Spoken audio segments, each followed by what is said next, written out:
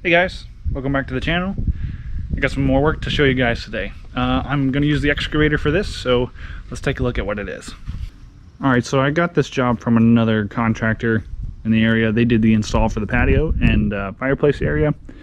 And then this guy just wanted all this regraded and new sod put down. So as you can see right now, water just puddles up right here. You can't tell through the camera, but it's really muddy right there.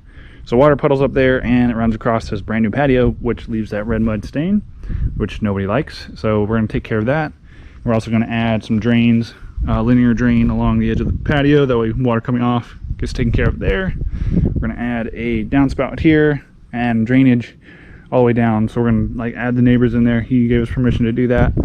Add the add this corner one right here. And we do have some utilities to work around, so hopefully those aren't too much of a pain. Everything was marked last time I was here, about 3 weeks ago, but it's all kind of grown up and you can't see anything now. So I will have to dig out here by the end because we are putting 6-inch all the way in down to the sidewalk over there, which I have to have about a 10-inch deep trench for that. So, or at least 8-inch deep trench. That doesn't leave me much surface over top of that pipe though, so it's gonna be a little bit of a challenge working through the side, but the rest of that should be pretty easy. And I could use the 590 for this, but I'm gonna just stick with the excavator and rake down all the rocks, all the dirt and everything, and then we'll load directly into the dump trailer and haul out here what we need to haul out and install our drains.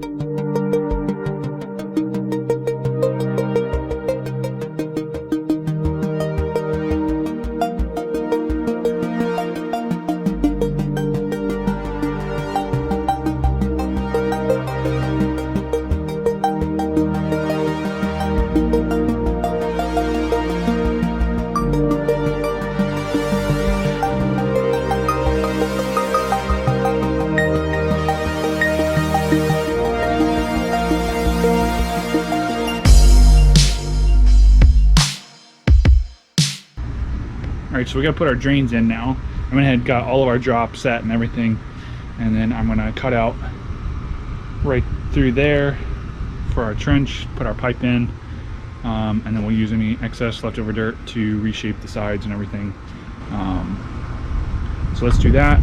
Man, tilt bucket sure would be handy for this. I realize how often I would be on slopes trying to use this. So anyway, it is what it is, and maybe one day I can get another one of those.